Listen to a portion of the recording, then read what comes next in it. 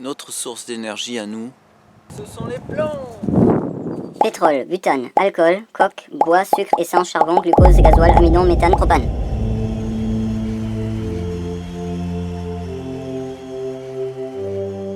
Bonjour à tous et bienvenue dans cette nouvelle vidéo. Donc les plantes servent à nous nourrir mais également à nous soigner. C'est pour ça que je voudrais faire une petite vidéo sur mon jardin qui contient également des plantes médicinales. La plupart des médicaments qu'on connaît sont des dérivés des molécules présentes dans ces plantes médicinales. Donc là on est arrivé à mon jardin avec le grillage et l'arrosoir.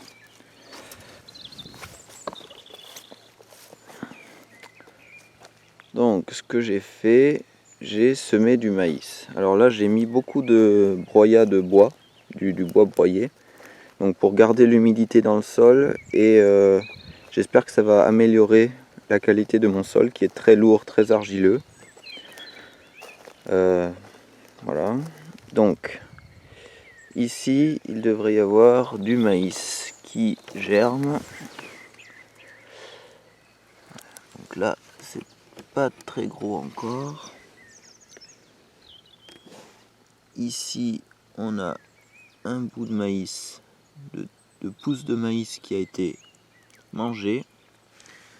Donc ça veut dire qu'il y a un animal qui mange mon maïs qui germe. Là également. Là il y a, je pense, ah oui, ici j'ai semé du sorgho. Donc je pense que ça c'est une pousse de sorgho. Tandis que ça c'est une graine de soja qui a germé. Bon, donc ça, elle s'est ressemée toute seule, hein, celle-ci de l'année dernière. Et voilà, et là j'ai encore du maïs. Là, là également une jeune pousse.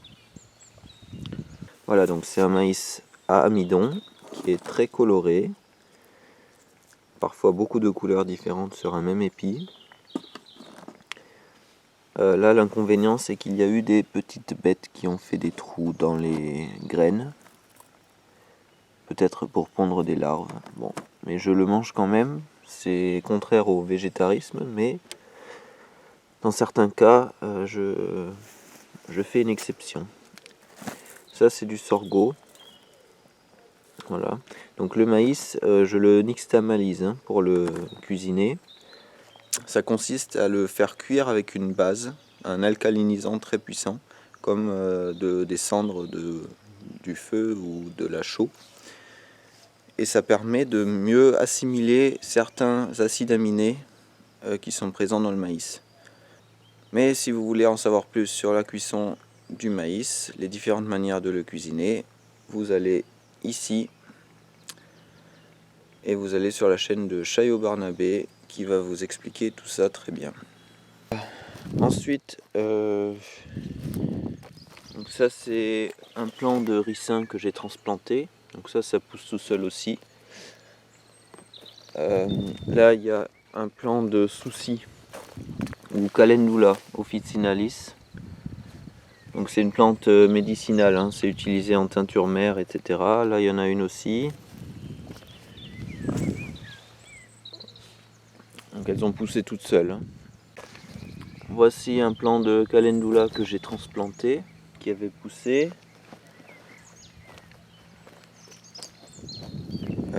Ensuite dans les trous là je compte mettre de l'Artemisia annua. Artemisia annua c'est donc l'artémise annuelle. C'est une plante médicinale qui est utilisée contre le paludisme ou la malaria, traditionnellement en Chine.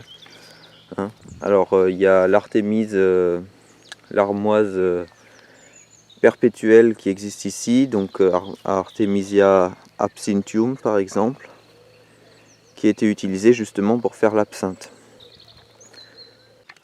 J'ai semé la Artemisia annua dans des petits pots. Alors les graines sont tellement fines, tellement petites qu'on les voit à peine, mais je crois que ça c'est une plante qui vient de germer.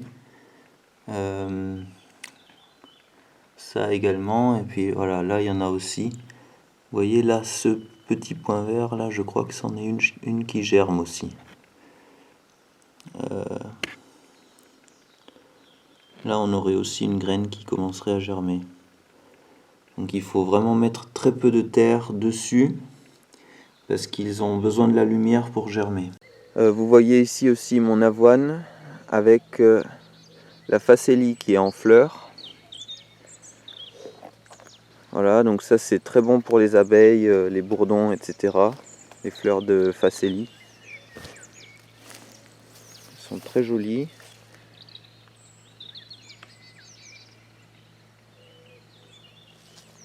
Et là-bas, mon avoine que j'avais un peu boosté avec de l'urine, qui avait été mangée ensuite par les pauvres ragondins, qui se sont fait manger ensuite, tués plutôt par les chiens. Mais l'avoine, voilà, vous voyez là, l'avoine, elle a été mangée, mais elle a bien repoussé. Hein. Ensuite, j'ai un petit tournesol qui vient de germer ici. J'en ai transplanté un ici. Il s'est fait un peu manger d'ailleurs. Et ici, les 3 rangées, je veux planter du soja. Enfin, semer du soja plutôt. Les 3 variétés que j'ai. Et donc j'ai mis du fumier, c'est du fumier. Donc avec des crottes d'humains végétariens.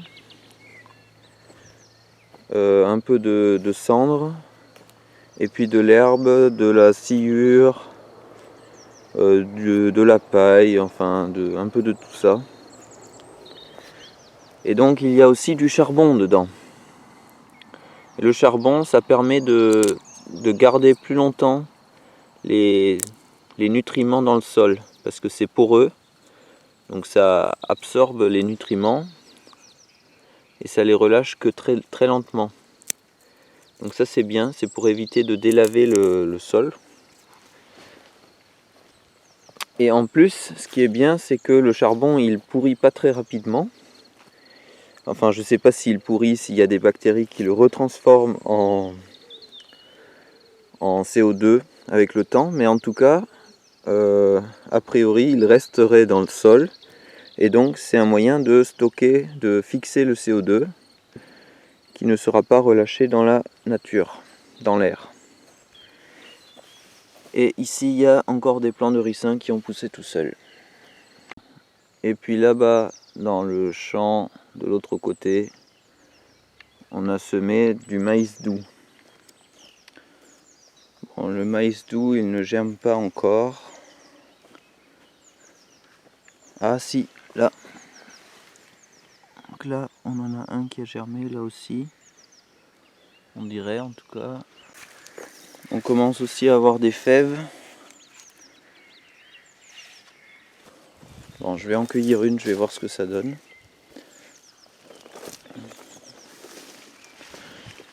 Par exemple, celle-ci.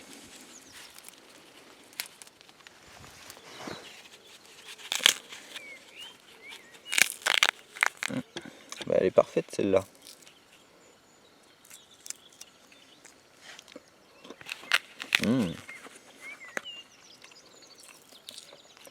Des bonnes fèves fraîchement cueillies. Ça c'est l'ail. Et à côté on a les physalis qui n'ont pas gelé cet hiver parce qu'il a fait trop doux. Donc ils repoussent. Et ils vont faire des fruits cet été, j'espère. Bon, donc là je suis dans ma serre. Et ça c'est du Leonoros sibiricus. Bon, ça a soi-disant aussi des vertus médicinales. Ça c'est du tabac. Et qui a été repiqué ici. Bon, il a l'air de bien se porter ce tabac.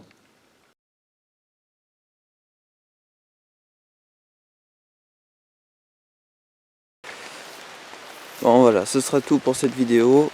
j'espère que ça vous a plu. Alors à chaque fois, je veux faire une vidéo de 3 minutes et finalement ça fait une vidéo de 10 minutes. Mais c'est pas grave, vous aurez vu plein de méthodes que j'utilise. Et je vous dis à la prochaine pour un nouvel épisode de jardinage.